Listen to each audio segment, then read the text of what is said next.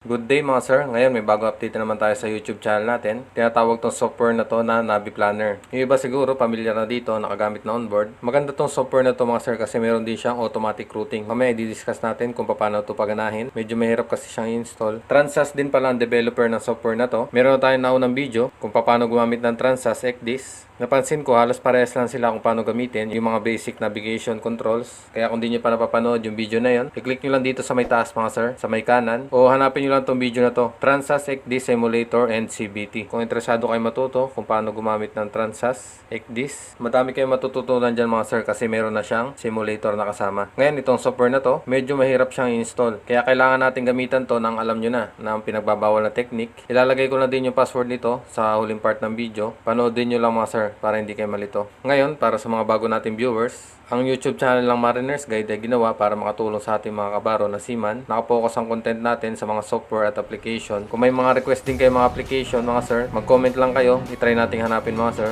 Willing naman tayong tumulong sa mga kabaro natin. Kaya kung bago pa lang kayo dito sa YouTube channel natin, huwag nyo kalimutan mag-subscribe mga sir. At i-hit ang notification bell para lagi kayong updated pag may bago tayong mga videos. Ngayon, i-open nyo na itong application kung na-download nyo na.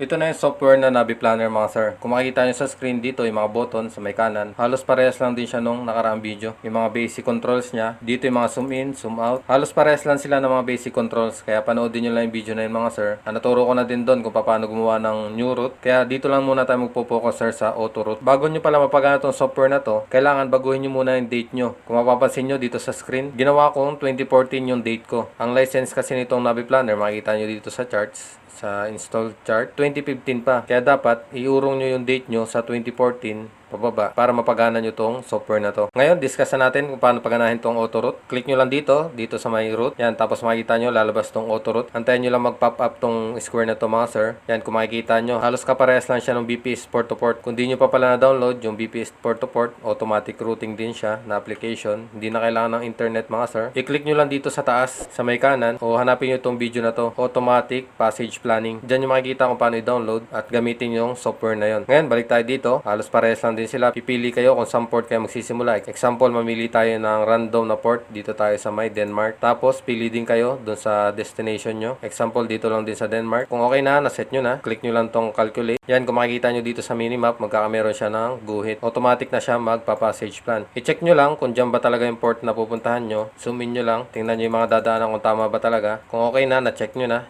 I-click nyo lang tong okay mga sir. Yan, automatic na siya magpa-plot mga sir. May route na agad tayo. I-zoom in lang ulit natin. Tingnan natin yung mga dinaanan. Pag i-click nyo naman to, general info, pwede nyo i-edit tong mga details dito. Lagay nyo yung ship's name, call sign, tapos mga speed nyo. Dito makikita nyo na yung total distance, 119 nautical miles. Pag i-click nyo naman to, waypoints dito sa may kaliwa, makikita nyo na dito yung latitude, longitude nya, yung mga details nila. Makikita nyo nandito lahat yung waypoint dito sa passage plan na to. Pwede nyo ding i-edit. Naturo ko nung nakaraang video, ganun din. Parehas lang sila. Madami pa itong mga function sir na hindi ko pa din alam. Pag-aralan nyo na lang. Mamaya ipapakita ko din sa inyo yung operator's manual para hindi kayo mahirapan gamitin to. Ngayon naman, discuss natin tong export mga sir. Kung gusto nyong i-print to, tinatamad kayo mag-type isa-isa ng mga coordinates, latitude, longitude. Meron tayong Excel files na pwede i-convert itong passage plan ng Transas para ma-print natin na mas madali. Pero bago yun, palitan muna natin ang pangalan para hindi tayo malito. Dahil Denmark, yung ginawa natin kanina, lagay lang natin Denmark. Yan, okay na. Ngayon, simulan natin kung paano natin i-convert to sa Excel file. Click nyo lang tong export mga sir. Tapos, pili kayo dito kung saan nyo i-save. Depende sa inyo, pero sa akin, dito ko lang ilalagay sa local disk C. I-click nyo lang, tapos, mag-create kayo ng new folder.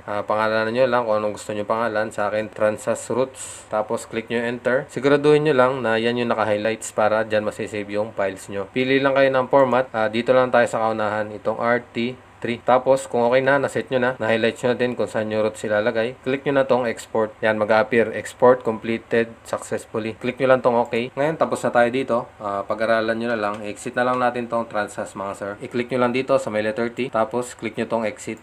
Ito yung sinasabi ko kanina mga sir, root converter. Naka Excel file siya. Lalagay ko na lang din ang download link nito sa may baba, sa description. I-open lang natin kung na-download nyo na. Ito na siya sir pag na-open nyo. Depende sa laptop nyo kung may lumabas sa inyo na ganito, protected view. Click nyo lang tong enable editing mga sir para mapagana nyo siya. Tapos i-click nyo ulit ito, itong enable content. Yan, okay na sir, na-setup na natin. Ngayon, i-click nyo naman tong import. Yan, dapat may lalabas na ganito mga sir. Ngayon naman, hanapin natin yung folder na ginawa natin. Dito sa local disk C, doon ko siya sinave. Ang pangalan ng folder, Transas Roots. Ito siya mga sir. Yan, ito yon, Denmark. Click nyo lang tong open kung na-select nyo na yung gusto nyo i-convert. Yan, pag may lumabas na message na ganito, i-click nyo lang tong yes. Kung makikita nyo sa screen mga sir, okay na. Lumabas na dito, latitude, longitude. Ito yung waypoint 1 hanggang waypoint 38. Hindi na kayo mahirapan mag-isa-isa, magsulat at mag-type ulit. Pwede nyo na itong i-copy paste. Depende sa inyo kung anong trip nyo gawin. Nandito na din yung course, tsaka distance. Yan, ito yung total distance, 119, parehas lang. Pwede nyo din sigurong gamitin to kung may Transas kayo on board at i-export nyo yung mga routes nyo. Subukan nyo lang mga sir, hindi ko pa din na-try. Baka makatulong sa inyo para hindi na kayo mahirapan mag-type isa-isa ng passage plan nyo. Exit na lang natin mga sir, tapos na din tayo dito. Discuss naman natin kung paano natin ma-install. Ang password pala nito mga sir, pag i-extract nyo, Mariner's Guide, malaki yung M, tsaka yung G. Ngayon, dalawang folder to para ma-install nyo. I-open nyo lang muna tong Navi Planner 4000. Tapos, i-open nyo tong setup, i-right-click nyo. I-click nyo tong Run as Administrator. I-click nyo lang tong Next. Tapos, ito namang yes. Next lang ulit. Yan, pag lumabas tong message na to mga sir, i-click nyo tong Connected to MFD. Tapos, i-type nyo dito sa baba, sa gateway host, 127.0.0.1. Yan, i-double check nyo lang mga sir. Dapat ganito yung setup. Kung na-double check nyo na, i-click nyo tong yes. Tapos, i-click nyo tong Complete. Tapos, antayin nyo lang mag-loading. Yan, okay na mga sir. I-click nyo na tong Finish. Ngayon, okay na tayo dito sa setup sir. I-back nyo lang. Tapos, punta naman tayo dito sa folder na MG. Open nyo lang to. Ngayon, i-install nyo naman tong Sentinel Protection Installer. I-right click nyo lang tapos i-click nyo tong Run as Administrator. I-next nyo lang ng i-next mga sir, hindi naman siya mahirap i-install. Antayin nyo lang matapos, tapos i-click nyo na tong Finish. Ngayon, pag lumabas tong message na to na kailangan nyo i-restart, i-click nyo lang tong Yes. Ngayon, kung na-restart nyo na, balik na kayo dito sa folder na MG. Dito naman tayo sa emulator mga sir. Makikita nyo may Windows 32 tsaka Windows 64. Kung gusto nyo namang malaman kung anong system ng computer nyo, kung 32-bit ba o 64-bit, click nyo lang dito sa Start. Tapos, click nyo tong Settings.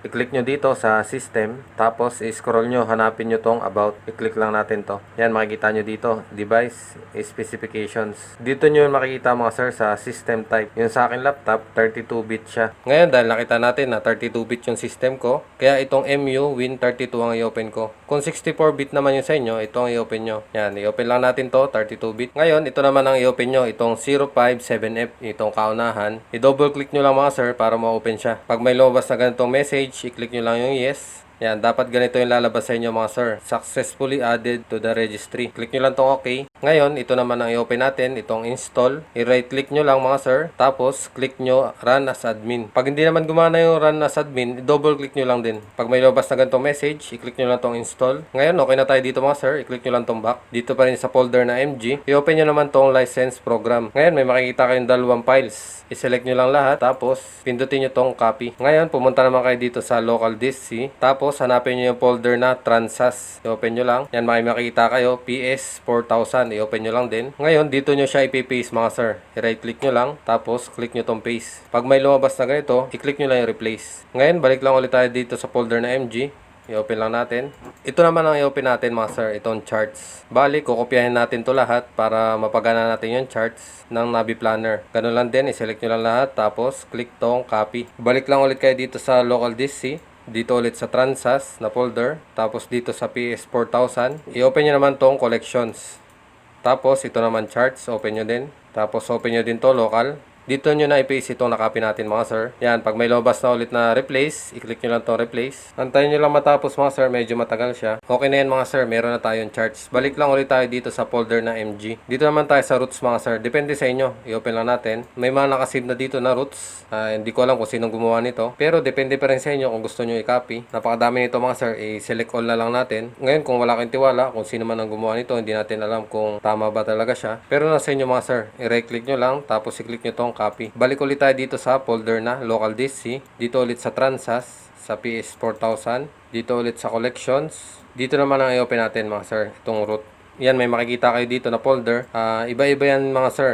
Depende kung ano nakalagay na folder. Basta itong REB 000A or meron din ako nakita na 000B. I-open lang natin mga sir. Tapos, i-paste nyo lang dito.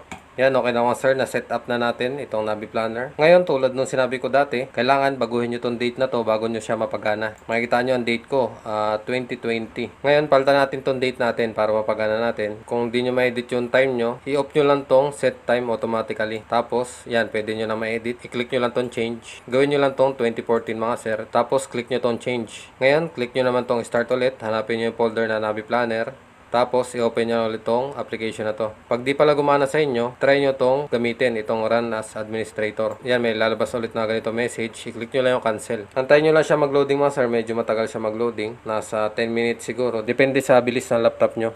Okay na mga sir, na open na natin. Zoom out nyo lang para makita nyo yung charts. Ngayon, pag bagong open to, medyo naglo-loading pa siya. I-click nyo lang dito sa charts. Makikita nyo sa screen, nakalagay scanning installed charts. Please wait. Antayin nyo lang matapos mga sir para ma-install yon charts nyo. Ngayon, subukan naman natin tong routes dito sa load routes. Ito yung kinapin natin kanina mga sir, yung napakadaming file. Tulad ng sinabi ko, depende sa inyo kung ikakopy nyo to. Try lang natin mag-select ng random. Yan, ito siya mga sir. Tinuro ko na din kanina kung gusto nyo i-export para ma-print nyo na mabilis. Madami pa siguro itong mga function na hindi ko pa din alam. Pag-aralan nyo na lang mga sir. Ngayon, kung nakatulong tong video na to, huwag nyo kalimutan mag-subscribe mga sir at i-hit ang notification bell para lagi kayong updated pag may bago tayong mga videos. Thank you mga sir. Stay safe.